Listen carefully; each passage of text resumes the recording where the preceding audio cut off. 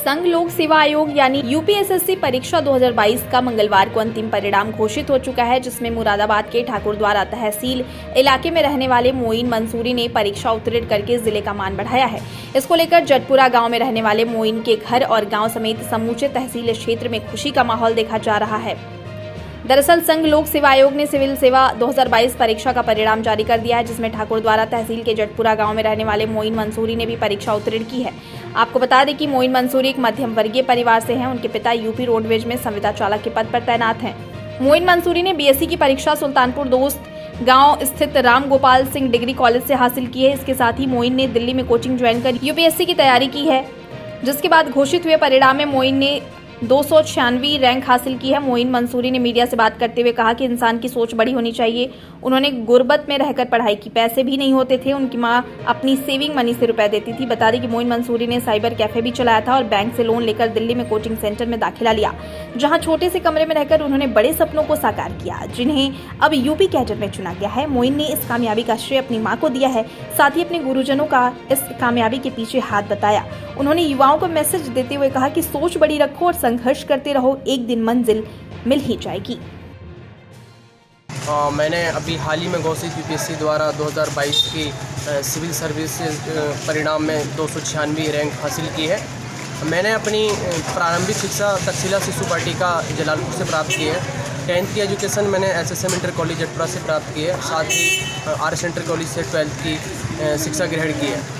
Graduation मैंने Mahatma Jyotiba Phule Rohilkhand university से संबंधित एक महाविद्यालय जो निजी संस्था द्वारा चलाया जाता है से प्राप्त की है।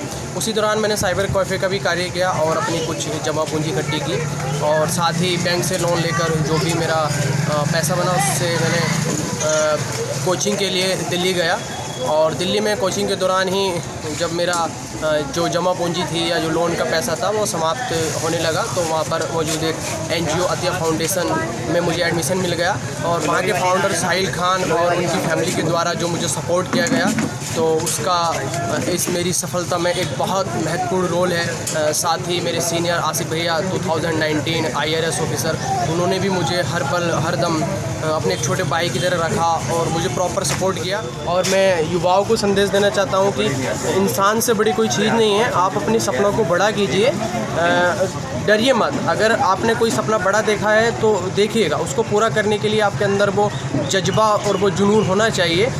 दिक्कतें आती हैं, हर किसी की ज़िंदगी में आती हैं, ऐसा कोई व्यक्ति नहीं है जिसकी ज़िंदगी में दिक्कत नहीं है, बट इन्हीं दिक्कतों से लड़ना है और लड़कर जो सक्सेस मिलती है और जो मैं बता नहीं सकता कि इस टाइम में कितना खुश हूँ, किस तरीके के मुझे रेस्पॉन्सेज आ रहे हैं, कौन कौन लोग मुझे कॉल कर रहे हैं, कितनी तरीके के लोग आप मिलने के लिए आ रहे हैं। आपके साथ तैयारी के दौरान बहुत तरह तरह के लोग होंगे, कमेंट्स करेंगे, ये एक प्रोसेस रहेगा। आपको बहुत सारी चीज़ें होंगी, आपको नीचा दिखाया जाएगा, आपकी बेइज्जती की जाएगी, लेकिन कोई नहीं, सब एक दिन गायब हो जाएगा।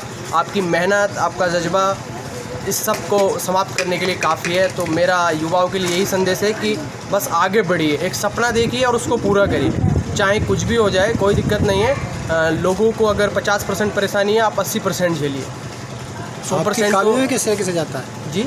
आपकी कामयाबी किस तरीके से? मेरी कामयाबी का श्रेय मेरे माँ बाप और स्पेशली मेरी माँ को जाता है, जिन्होंने मेरे स्कूल टाइम में जिस तरीके से एजुकेशन की और जिस तरीके से मेरी प्रारंभिक शिक्षा की, तो वो एक बहुत बड़ा रोल रहा। साथ ही अतिया फाउंडेशन के फाउंडर साहिल खान और उनकी फैमिली और आसिफ भैया को मैं अपनी सफलता